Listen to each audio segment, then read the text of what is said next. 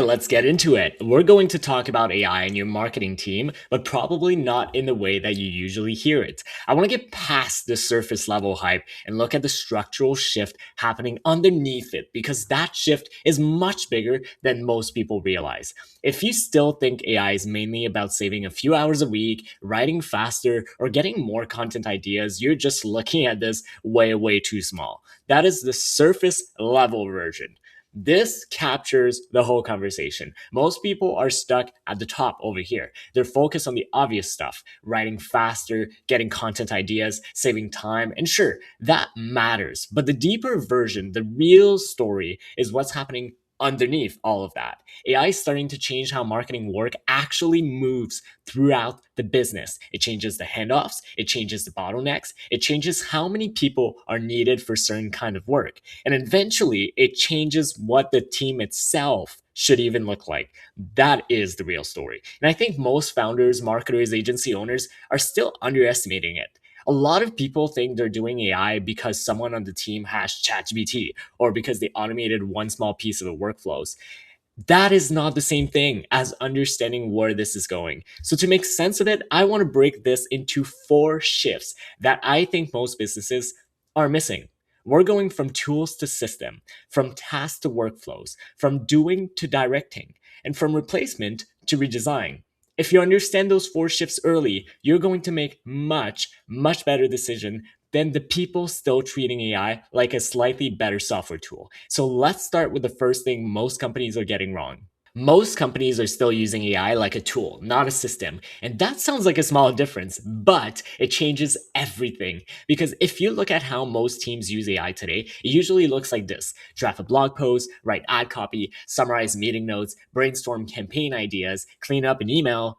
It's all isolated tasks. And yes, that can help. It saves time, it reduces some friction, it can make the team feel more productive, but it does not fundamentally change how marketing gets done. That is the problem. Because in that setup, the business is still running on the same old operating model, same disconnected process, same unclear handoffs, same context loss, same rewrites, same people moving information between too many tools. So, yes, AI helps, but it's helping inside the old structure. And that's why a lot of businesses say they're using AI, but still don't feel a major strategic advantage from it.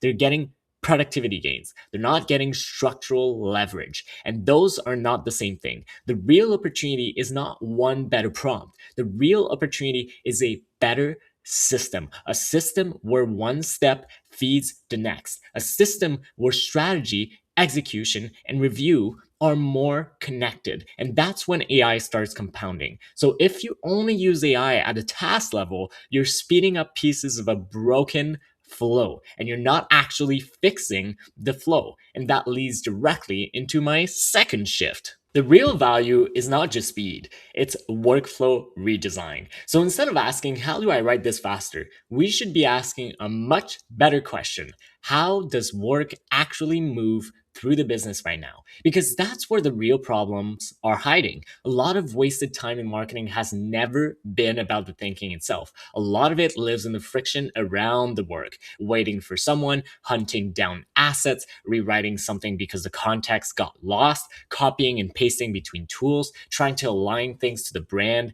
after the fact, checking status, briefing the same project multiple times in different ways. That is where a lot of inefficiency actually lives. And this is where AI workflows and AI agents become much, much more important than people realize. Because now the question is not, how do I get one thing done faster? Now the question is, how do I reduce handoffs, preserve context, and move faster across the entire chain? That is a completely different level of leverage. So imagine a workflow where the context from the research carries all the way through to execution. Imagine the brief creates the first draft. Imagine that draft becomes variants, and then the reporting feeds back into the strategy. At that point, you're not just saving a few hours, you're reducing coordination costs, you're reducing friction, you're reducing delay. And when that starts happening, something bigger changes too.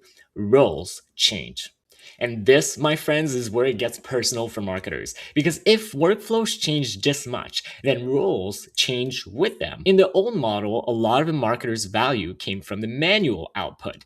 How much could you write? How much could you build? How much could you manage yourself? But as AI starts compressing more of that low leverage manual work, the value shifts upward. Now, let me be perfectly clear. Execution still matters, taste matters, judgment matters. Knowing what good looks like matters a lot. But where your value sits, that is what's changing. The marketer who becomes more valuable now looks less like a task machine and more like this: a strategist, an editor, an orchestrator, a systems thinker, a quality controller. That is why I don't think the smartest question is, will AI replace marketers? The smarter question is, what kind of marketer becomes more valuable in an AI native world? Because if your value is tied to judgment, direction, positioning, quality, and systems thinking, AI does not look like a threat. It looks like leverage. Your role does not disappear, it moves higher up the value stack.